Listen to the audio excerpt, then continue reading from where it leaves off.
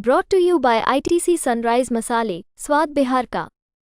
नमस्कार, बिहार तक देख रहे हैं आप और आपके साथ मैं हूं आशीष अभिनव। चिराग पासवान का कांग्रेस पार्टी ने उनके स्टैंड का समर्थन किया है। जी हां, कांग्रेस पार्टी ने कहा है कि चिराग पासवान ने जातिगत जनगणना को लेकर बयान जो दिया उसका हम समर्थन करते हैं। अब सवाल ये कि क्या ये एक दूसरे तरह की पॉलिटिक्स है? अखिलेश प्रसाद सिंह, कांग्रेस के प्रदेश अध्यक्ष, सबसे पहले उन्होंने चिराग पासवान को लेकर क्या कुछ कहा, ये सुनिए। पूरे देश में जातीय जनगणना कराने की मांग की है और अब लग रहा है कि केंद्र सरकार करवाएगी। हम धन्यवाद देते हैं कि उन्होंने सही बात कहा और इसके लिए उनको भारत सरकार पर प्रेशर बनाना चाहिए। चिराग पासवान ने जातिगत जनगणना का समर्थन किया और कांग्रेस के प्रदेश अध्यक्ष उनका स्वागत कर रहे हैं। चिराग पासवान के बारे में कहा जा रहा है कि ये चिराग पासवान का वही रुख है जो राहुल गांधी का रुख है, अखिलेश यादव का रुख है या तेजस्वी प्रसाद यादव का रुख है। उसी लाइन में चिराग पासवान आगे बढ़ रहे हैं और जातिगत जनगणना का वो समर्थन कर रहे हैं। ऐसे कई मौके आए हैं इस 90 दिन से कम की सरकार में जब चिराग पासवान अपने ही सरकार से अलग स्टैंड लेते दिख रहे हैं।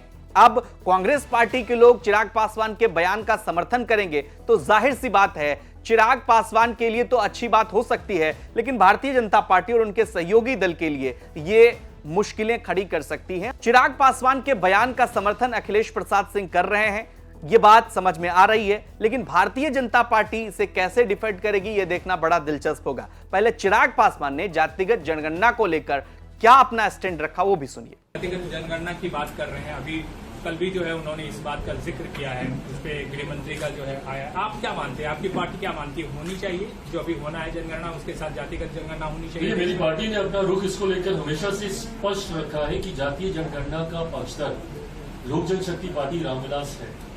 हम लोग चाहते हैं कि जातीय जनगणना हो। इसका कारण है कई बार राज्य सरकार और केंद्र सरकार कई ऐसी योजनाएं बनाती हैं जो उस जाति को मद्देनजर रखते हुए उसको मुख्य धारा के साथ जोड़ने की सोच के साथ वो योजनाएं तैयार की जाती हैं। ऐसे में उस जाति की आबादी कितनी है ये जानकारी सरकार के पास कम से कम होनी चाहिए ताकि उसके अनुपात में राशि आवंटित की जा सके। उस योजना को लेकर या उस जाति को मुख्य धारा के साथ जोड़ने को लेकर ये आंकड़े कम से कम सरकार के पास होने चाहिए। मैं इन आंकड़ों को सार्वजनिक करने का पक्षधर नहीं हूं। मैं मानता हूं कि ऐसे आंकड़े समाज में डिवाइड क्रिएट करेंगे। ऐसे में मैं चाहता जरूर हूं, कई बार न्यायालय के द्वारा भी आबादी को लेकर मांग की गई है, पूछा गया है कई बार सरकारों से कि फलाना जाति की क्या आबादी है।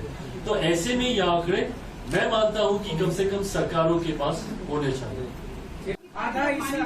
आपको बता दें कि जातिगत जनगणना को लेकर एक बार फिर से राजनीति शुरू है और चिराग पासवान का स्टैंड इस मामले पर क्लियर है। जनता दल यूनाइटेड भी चाह रही है कि जातिगत जनगणना हो। केसी त्यागी का भी बयान आता है। अब भारतीय जनता पार्टी, देखना दिलचस्प होगा कि आने वाले समय में जातिगत जनगणना को लेकर क्या फैसला लेती है। लेकिन चिराग पासवान के रुख से एनडीए खेमे में जरूर एक हलचल पैदा हो रही है और वो अपने सहयोगी दल को एक तरह से आप कह सकते हैं कि परेशानी में जरूर डाल रहे हैं। ये खबर आपको कैसी लगी कमेंट कर हमें जरूर बताइए। पटना से शुभम निराला की रिपोर्ट आप देख रहे थे। बिहार की तमाम खबरों के लिए आप देखते रहिए बिहार तक।